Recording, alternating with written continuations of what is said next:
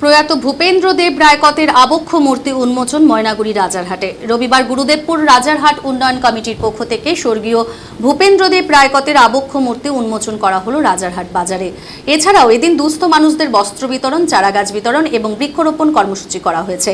এদিনের এই অনুষ্ঠানে উপস্থিত ছিলেন ময়নাগুড়ি থানার আইসি সুবল ঘোষ, পঞ্চায়েত সমিতির পূর্ত কর্মাধ্যক্ষ শিবশঙ্কর দত্ত, ভূপেন্দ্র দেব রায়কতের নাতনি এবং নাতনি জামাই বিশিষ্ট সমাজসেবী সৌমিত্র পাল, সমাজসেবী রামমোহন রায়, অধ্যাপক কালীশঙ্কর রায় সহ প্রমুখ। জানা গেছে স্বর্গীয় ভূপেন্দ্র দেব রায়কত রাজারহাট বাজারের প্রতিষ্ঠাতা এবং জমিদাতাও ছিলেন। পাশাপাশি তিনি তৎকালীন বিধায়ক এবং প্রধান ছিলেন বলেও জানা গেছে। এলাকার উন্নয়নের জন্য তিনি হাট তৈরির পাশাপাশি স্কুল তৈরি করেছিলেন। এমন এক ব্যক্তির একটি আবক্ষ মূর্তি স্থাপন করার দাবি ছিল দীর্ঘদিনের। সেই দাবিকে মান্যতা দিয়ে রবিবার তার আবক্ষ মূর্তি স্থাপন করা বাজারের তামাকহাটির বিপরীত দিকে। মূর্তির উন্মোচন করেন ময়নাগুড়ি থানার আইসি সুবল ঘোষ। এদিন মূর্তি উন্মোচনের পাশাপাশি বৃক্ষরোপণ, বস্ত্র বিতরণ, বসে আঁকো প্রতিযোগিতা সহ সন্ধ্যায় সাংস্কৃতিক অনুষ্ঠানের আয়োজন করা হয়েছে বলে তিনি জানিয়েছেন। কর্মসূচি করলেন আপনারা?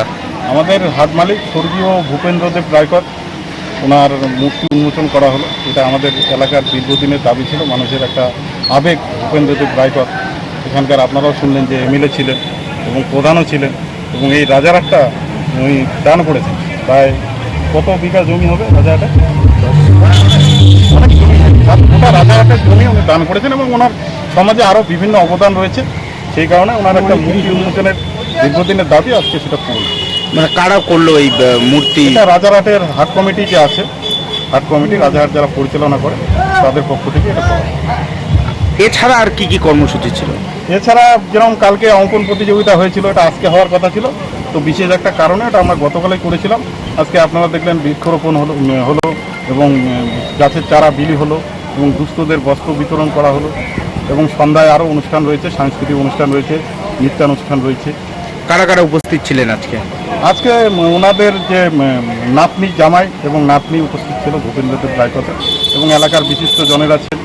হ্যাঁ, পঞ্চায়েত সমিতির পূর্ত কর্মাধ্যক্ষ ছিলেন এবং প্রধানরা ছিলেন 3টা অঞ্চলের, এবং এলাকার বিশিষ্ট জন, শিক্ষক, প্রাক্তন শিক্ষক এবং হাটের যারা প্রবীণ যারা কর্মচারী তারা উপস্থিত ছিলেন, এবং এলাকাবাসী বিভিন্ন স্তরের মানুষ।